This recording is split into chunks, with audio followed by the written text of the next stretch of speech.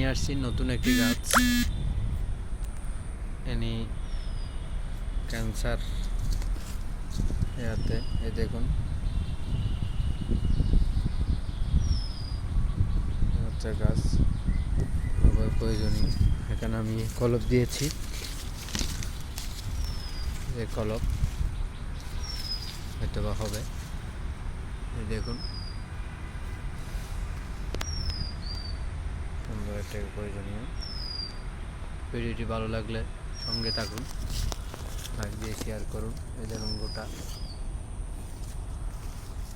আরও ভিডিও আসবে কীভাবে এগুলো খাওয়া যায় বা কার প্রয়োজন হয়, এই আর কি।